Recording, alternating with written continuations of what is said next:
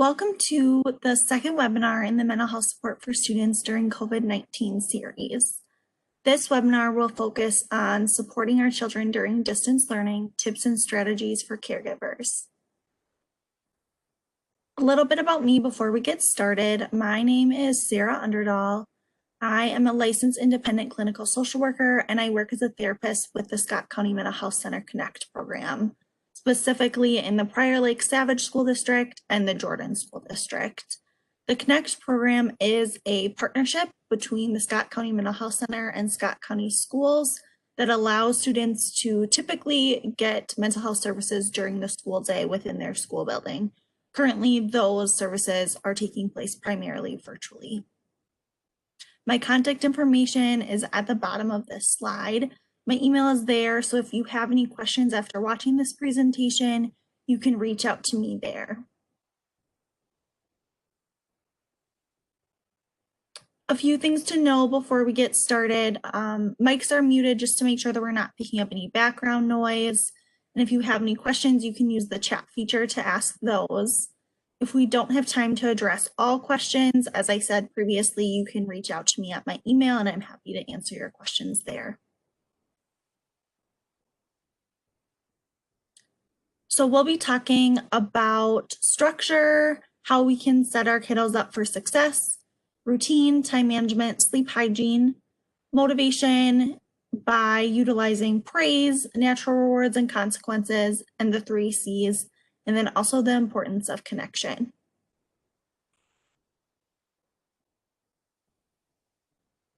Okay.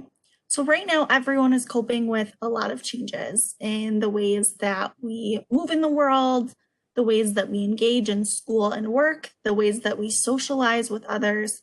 And anytime that there is a change, stress increases. And usually that stress is positive and it can help us to adapt to the change. So for example, if you find out that you have a presentation at work tomorrow, having the stress of preparing for that presentation and feeling some discomfort about doing that presentation might motivate you to prepare and be ready. So in that situation, we're able to adapt to the change. Stress is more positive. However, right now, in addition to all of these changes that adults and kids are experiencing, there's also a lot of uncertainty, and this can lead to higher levels of stress because it's more difficult to adapt to the changes since everything is continuing to change. And so this uncertainty, it creates this feeling of maybe not knowing what's coming next. You might notice that your children are having more difficulty regulating their emotions. You might see bigger or newer behaviors or a regression in skills right now. And this can be due to the stress that they're experiencing. So creating consistency and predictability in the home is one way that you can support your child during this time, because we know that the opposite of change is consistency and the opposite of uncertainty is predictability. So that structure can really help to bring down some of the anxiety that they're experiencing, and some of these strategies that we talk about can help them to feel like they might have more control in the home and over their lives right now when so much is out of their control. So some strategies to set your child up for success. First off, understanding the expectation for distance learning. What is your child's schedule like? What times are they expected to be learning with their class? What are they expected to be doing outside of the time when they're maybe one-to-one with their teacher? Is there independent work that they need to be doing or other types of homework? Is their work due kind of at the end of the day or at the end of a class period, or is it due at the end of the week? So really clarifying those expectations so that your child is getting consistent messages from you and from their teachers. Next, noticing what type of activities work best for your child. So you might notice that your child does really well if they are talking with their teacher virtually and learning that way and kind of more of a live learning environment. You might notice that your child does really well learning independently, especially if it's something that they have more interest in. Or you might notice that maybe your child really needs that one-on-one support and it's really helpful for them if you or a sibling is along with them learning and helping to support them, especially during those tougher activities. So really just trying to notice what types of activities is your child responding to, what types of learning are they really responding to. Also thinking about the environment that your child is learning in. So with learning often now occurring in the home, there is maybe more distractions in your child's learning environment. Maybe the TV is on in the background, or there's younger children that are running around, or older children that have a different schedule. And so really being mindful about how we can reduce those distractions for kids. Sometimes it's helpful, if it's possible, to have a separate learning space for your child, whether that's a desk in their room, that's where they do their learning, or maybe even a separate room or area in your home. If that's not possible, you can also think about how you can reduce distractions, even if your child needs to be around them. So you might set up some different folders around them to block out some visual distractions. They might wear headphones while they're learning to help block out some of those sound distractions that they might experience and help them to really hear clearly the instruction from their teacher. So really trying to be mindful about the types of distractions and reducing those as much as possible for your child.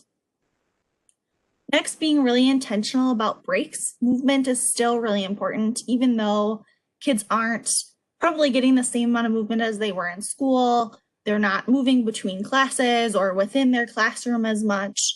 And so really noticing if your child is needing more movement in their day, maybe you're thinking about trying to help them engage in movement before they need to learn, or being really intentional about engaging in movement at breaks or lunchtime.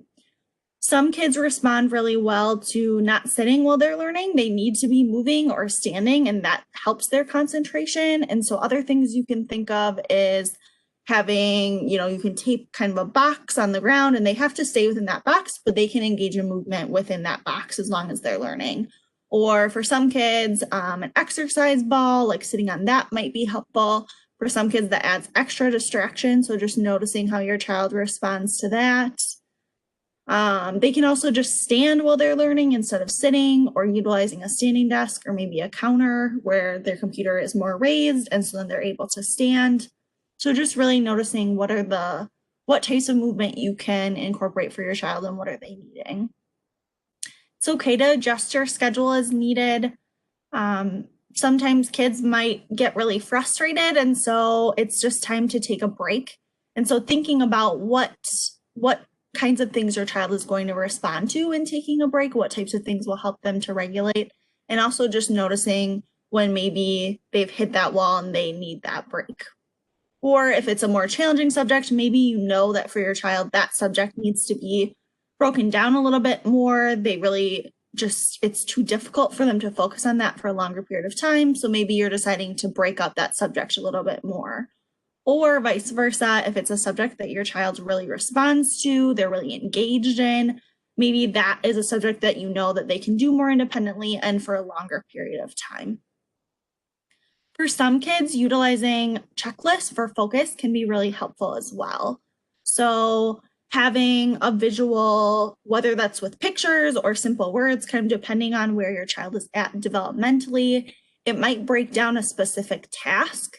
So if it's a multi-step task for their learning, having simple words like read, think, write. If it was maybe a reading that they had to reflect and then respond to a prompt for, or maybe you would have visuals that your child understands for that. You can also have visuals for their schedule, and we'll talk more about schedules in a minute. But for some kids, seeing that schedule and being able to check things off throughout their day or putting a sticker when it's completed can be really motivating. For some kids, seeing their entire schedule for the day is overwhelming. And so noticing if that's the case for your child, if it seems like they're not responding to seeing that schedule or it's more anxiety inducing for them, one thing that you can try is to have like a morning schedule and an afternoon schedule so they're not seeing it all at once if you're noticing some of that anxiety for them.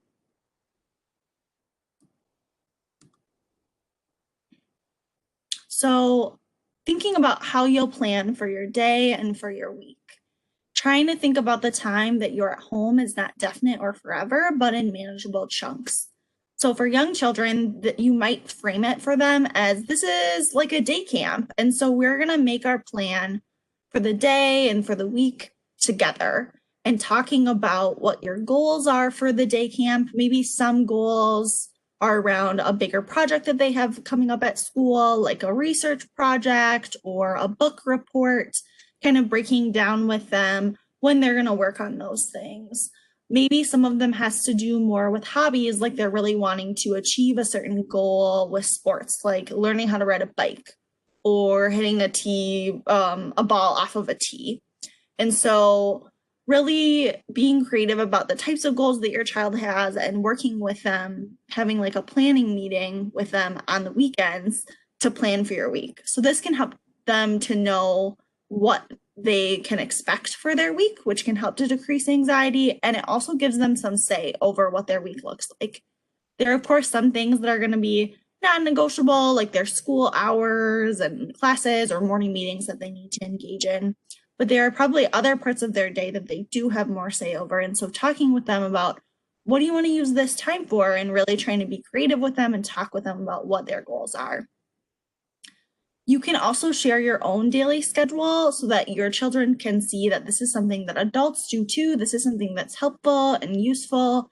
And it also helps them to know that this is, this is what your schedule is going to look like. This is what mom or dad or grandma, that's what they're going to be doing during the day too.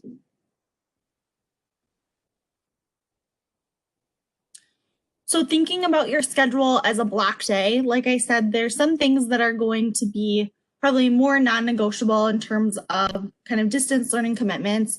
But outside of that time, thinking about it as flexible. So rather than saying from 11 to noon, here's what we do, it might be, oh, for 15 minutes or so, this is what we do. For 30 minutes or so, here's our plan. So there's a plan, but it's also flexible. So some examples of things that you might include in a block day during that more flexible time could be playing outside, project or playtime, STEM experiences like different science activities or kind of experiments that they can do at home, snack time, screen time, reading and relaxing, technology creation like coding on tablets if your child's interested in that, music, sports, physical activity, make-believe play. We know that children learn through play and that often that's how children communicate and process things, especially when they're going through a difficult time, that you might notice that their play changes a little bit and they process through that play. And so really still allowing that time for imaginative play and time for them just to process and play and be imaginative in that way. Outside play, or if you have more than 2 children, you can encourage that peer and sibling play so that they're still practicing those social skills. So here's just an example of a daily schedule. This one is kind of a family schedule. And so you can see Isabel's a younger child. So her schedule looks a little bit different than what appear to be the older siblings. They have a little bit more time kind of planned in for their schoolwork. And then outside of that time, they have things like piano or outside activities, chores, screen time. And then you'll notice that this family has decided to have breakfast, lunch, and dinner together. And so really thinking about for your family what this schedule could look like. This is just kind of one example of a block schedule. And then you could change it up kind of based on the day too and work in some different activities. So maybe one day they're doing piano, whereas another day they're doing coding or some other kinds of activities. So really being creative and again, just including your child in creating that plan. All right, so time management also continues to be important. So we talked about kind of planning ahead with your child, creating a schedule, helping them to know what's coming up. You can mark things on calendars if there's things that are maybe further out. For some kids, having that calendar, or if your work schedule is unpredictable or kind of changes week by week, for some kids, seeing that visual on the calendar and reviewing that with them early in the week can be helpful, or kind of at the beginning of your work week talking about, okay, here's when I'm going to be gone. Here's who's going to be with you. This is your plan. that can help to reduce some of that anxiety too, so that they know the plan, they know who is taking care of them at those times. Helping your child not to multitask, and so really trying to focus on one subject at a time rather than maybe trying to do all these different things at once. Or a common one that I hear is this balance between maybe if your child has some missing work and also work to do for the day, how to complete those tasks. And so really thinking about what are your priorities for the day and focusing on one thing at a time rather than maybe trying to work on missing work and your work that's due for the day. Thinking about how are you going to help your child to break out their schedule so that they can focus on one task at a time. Helping your child to block out distractions as well. It can be, with learning on iPads and computers, it can be really tempting to maybe go to websites that aren't helping us with learning, or for adults with work. And so helping them to concentrate on their studies and really staying focused. So one method that can be helpful if you or your child is having a really hard time with this is called the Pomodoro method. And so this is a technique that helps with productivity by arranging how you work to increase efficiency. And so it's using 25-minute time block sessions to focus on work with different length breaks in the middle. So how we typically think of it is that you would set a timer for 25 minutes, and during that time, you would work uninterrupted. And maybe this is something that you and your child are doing together. And so you're practicing kind of that focus together, and having you as a model alongside of your child is helpful to them. After that 25 minutes, then you get a 5-minute break where you can kind of do what you need to do with your time. Then you come back for another 25 minutes. So you would do this for 4 sessions. And after 4 25-minute sessions, then you would get a 15-minute break. And so for some people, this is a really helpful way to break up their time because they see that this break is coming, and then they know that if they are able to concentrate for longer periods of time, that then they'll get a longer break. And you can modify this for your children. If you have a really young child, you might do much shorter kind of work sessions, or you might utilize a visual so that they can see, okay, this is how long I have until a break. Also, sometimes for kids, using a visual timer or a timer on their iPad, or a timer on like your phone or their phone, or even just like a kitchen timer so that they can see the time ticking down. That can be a helpful motivator as well.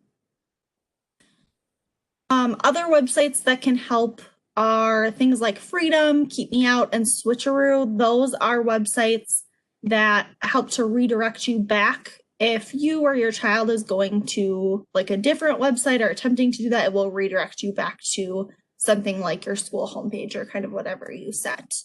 Another app is called the Forest app. And so that's an app. Sometimes it's fun for kids because it's a little bit more gamified, like the focus is. And so you set a timer, and kind of depending on the length of time depends on what the app will grow for you. So if it's a shorter period of time, it might be like a bush that it's growing, versus if it's a longer period of time, it might be like a large tree. And kind of the goal of the app is that you're building your forest over time. And so as you use the app more and you complete more sessions, you see your forest building up. So sometimes that's just a fun way for kids to try to focus and turn it into a little bit of a game. It also, whatever device you're using it on, it doesn't allow you to like leave the app, because then the progress stops on whatever is growing. And so sometimes that's motivating, and it helps to block out, like on cell phones or kind of other devices, it can help to block things out. So that's helpful to use if there's an additional device that maybe your child is trying to access during this time. Sleep continues to be really important during this time. Even though you're not leaving the home, trying to be really consistent with bedtime routine. So having a consistent time that your child goes to bed, consistent time where your child wakes up in the morning. This might change a little bit on the weekends, but continuing to try to have kind of a consistent schedule to create, again, that predictability, and just ensure that your child is getting enough sleep to complete tasks during the day. You might also consider the types of activities that your child is doing around bedtime. So their routine might look like they have dinner, they have a bath, They might engage in like a quiet activity or some kind of like family game. And then they are getting into bed. Maybe you read a story together or they read independently. And maybe they have like a special kind of good night routine, like a way that they say good night to you or that they always say good night to their stuffed animals. But this routine can help them to feel less anxiety around this time because, again, it helps them to know what to expect and also helps that routine helps to signal to their body, oh, when this routine is happening, that means it's time for bed. Also making sure that your child's bedroom is quiet, it's dark as much as possible. You know, a nightlight is okay, but mostly dark, relaxing, and at a comfortable temperature. If your child is having a hard time with utilizing electronics during bedtime, you might consider removing like TVs, computers, smartphones from the bedroom to help them really focus on sleep. Because those lights just signal to the brain that it's still time to be awake. Also, helping your child to avoid large meals and caffeine before bed. And then again, just that importance of getting exercise during the day can help them to fall asleep at night. So a common thing that I'm hearing from families right now is that motivation is difficult for their child, and maybe it hasn't been difficult in the past, but they're noticing that now. And so some things to help with motivation are to continue to encourage your child to get ready for school each morning. Maybe they're still putting on comfy clothes, but they're not learning from their bed. They're getting up, they're going to a separate area for their learning. They're putting on different clothes. They're still eating breakfast. So still having that morning routine, again, just helps to signal to them, okay, now it's time to learn. And so really encouraging your child to continue to get ready for school each morning, even if it maybe looks a little bit different than it has in the past. Helping to provide immediate positive feedback to your child. Sometimes I like to phrase this as like catch them being good. And so if you are noticing some more challenging behaviors with your child, or they're just feeling really frustrated, sometimes it can help to make sure that you are providing higher amounts of praise and really specific praise, not just kind of this general, oh, good job, but really noticing what they're doing well or where they're really making a strong effort. So even if maybe they're still struggling with math, but you noticed that this one day for 10 minutes, they really kept trying on this multiplication, even though you know that that's something that's challenging for them, you can just praise their effort. So saying something like, wow, I see how you really stuck with that multiplication problem. I know that it was really tricky and you did it. I'm really proud of you. And so just providing that feedback about their efforts sometimes is really motivating. And then being really specific about praise. So if it's an art project, you might talk about like how much you like that they picked that the sky was a rainbow, but something really specific to really motivate them. Other things that you can do is continuing to hang their work in the home. Even though they're not leaving, you might still like print off a paper that they did really well on, or hang up an art project, or things like that. So still showing that praise in those less direct ways, but they're seeing that you're proud of their work because it's still displayed in the home. For some kids, allowing them to be in a different role. So rather than having them be in this learner student role, for subjects that they maybe are having a really hard time with or subjects that they're doing really well with, encouraging them to be the teacher for that subject or the researcher or the expert. And maybe they're teaching you, or they can pretend like they're teaching stuffed animals, but really allowing them to get into a different role can sometimes be motivating. And then also knowing that it's okay to give your child and yourself a break. It's really hard to be in these different roles, and everyone is learning so differently right now, and you need to just adapt. And so it's okay if you notice that your child is hitting a wall and they are just really frustrated. Your child's teacher doesn't want them to continue trying to do something where they are just kind of fed up with it. And so it's okay to say, okay, we're going to take a break from this right now, and maybe we'll go back to it later today, or even tomorrow, or maybe noticing, oh, let's do something. I can see that you're getting really frustrated. Let's try to do something to move our body. So again, just thinking about what your child is going to respond to and noticing when maybe they are kind of at their limit, and showing them that it's okay to give themselves a break and helping them to kind of regulate through that.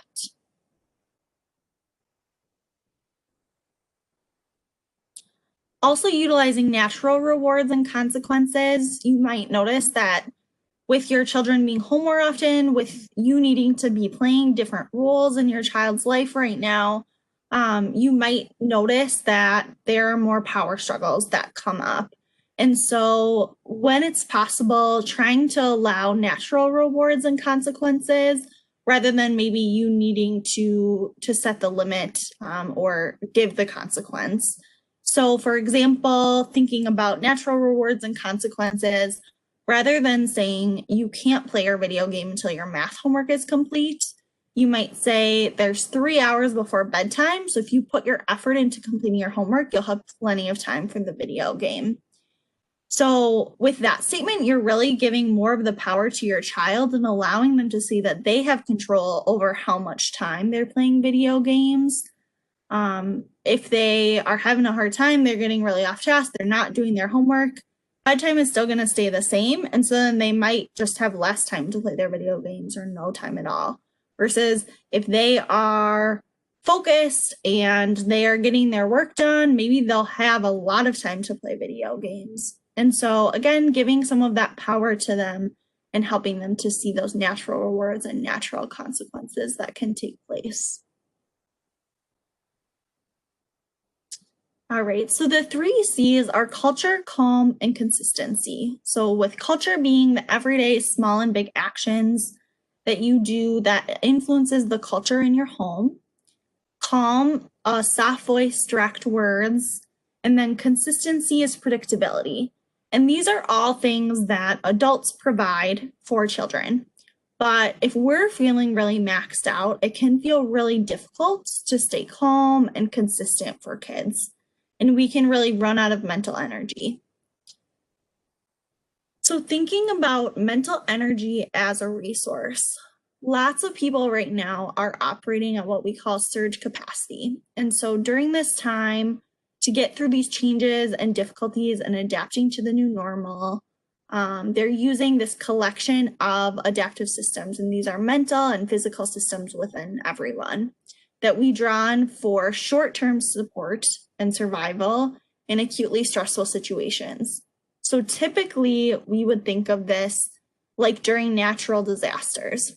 But during natural disasters, even though the recovery period after a natural disaster is really long, the actual event period is short. And so it's really helpful during that time. We use those short-term survival skills to get through that really difficult situation. But with a pandemic, the actual event and disaster in itself reaches out for a much longer period of time.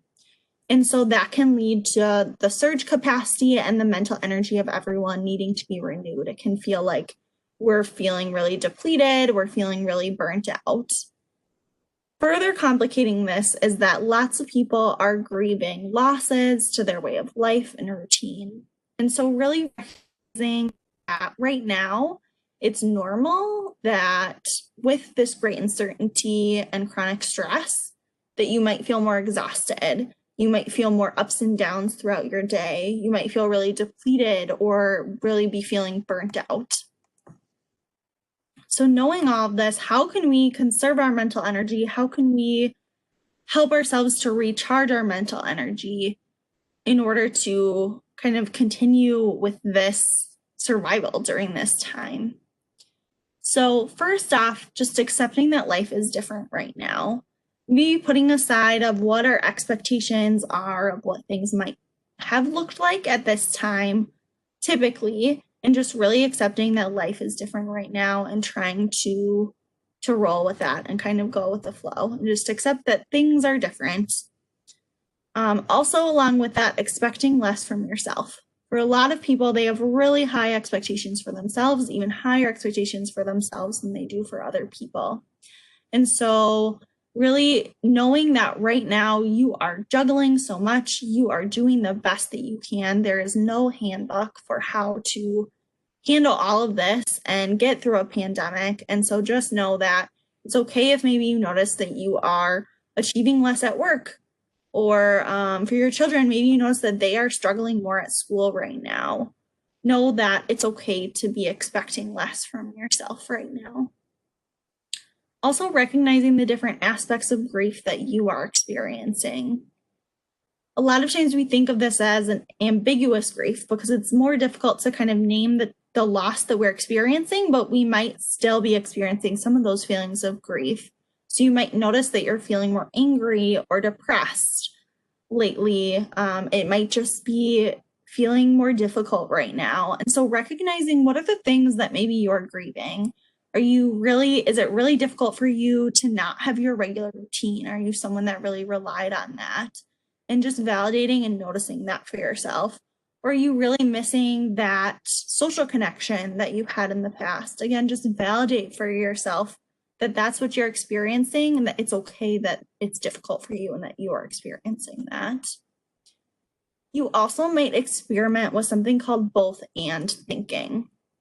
And so this is an approach where you might say something to yourself like, it's really difficult coping with all of these changes, and I'm noticing that this is a time for our family to come closer together.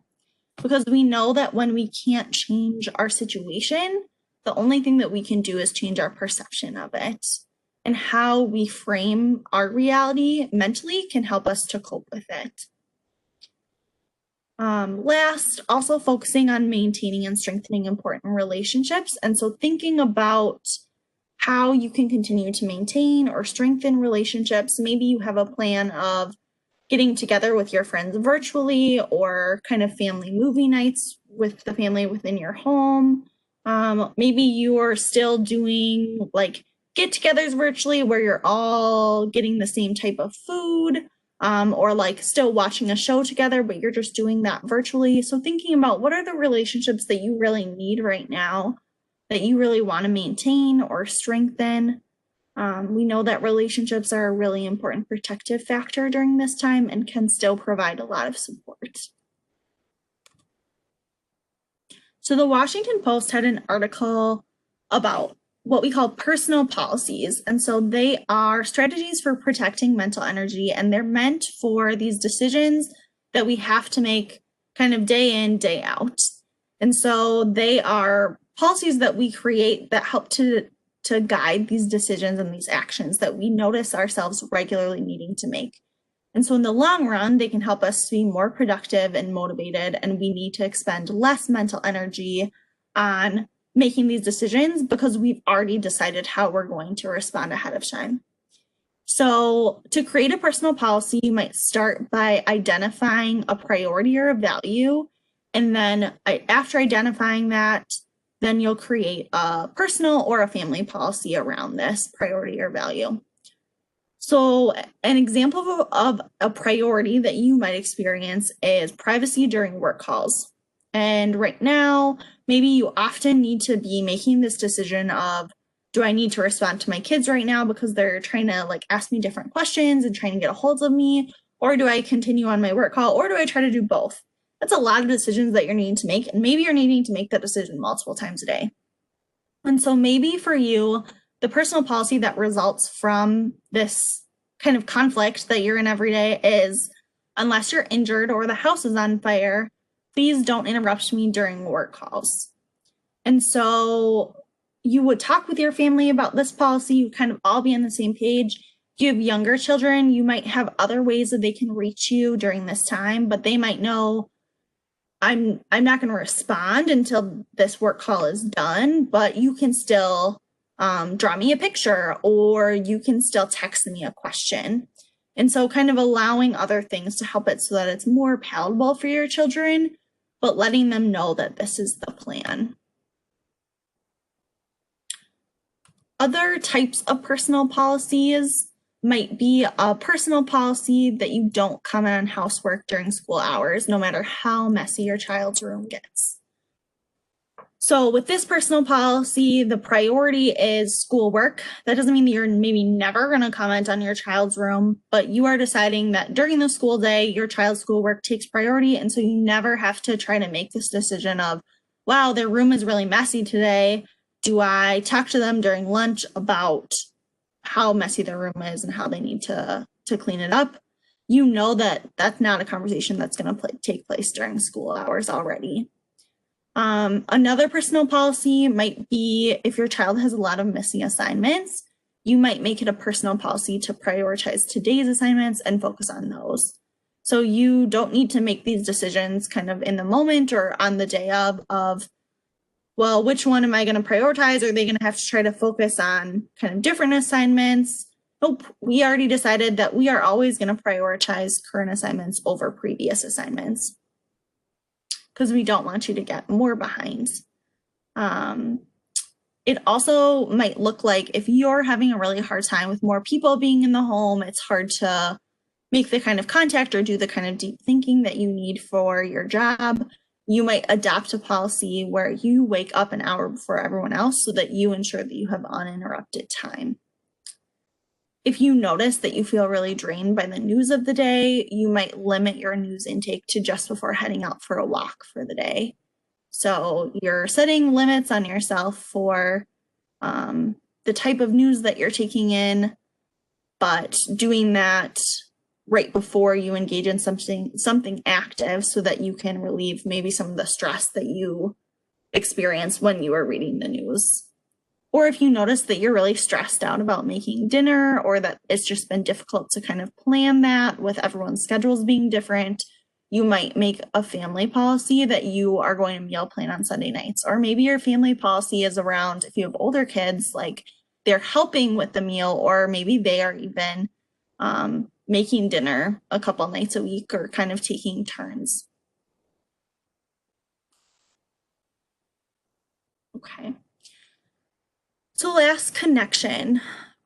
With a lot of times right now, parents are in a lot of different roles. And so it's really important that as a caregiver, you are still really intentional, that your child sees that you are still in that role. You might be more involved with their education right now. They might be seeing more of kind of the work side of you and your work self. And maybe that looks different than kind of the self that they usually see in you at home. And so really prioritizing that continued time for connection. So thinking about how can you ensure that your child still is experiencing some kind of activity or quality time with you every day. And this doesn't need to be a big activity. Maybe some days it is we watch a movie together on Fridays, or we watch The Mandalorian together on Fridays. But it can also be something really small. It could even just be we brush our teeth together, or we fold laundry, or we eat breakfast. It doesn't need to be this really big kind of active thing, but just making sure that you are getting that time with your child where you're not talking about school or anything school related, to still work on that relationship.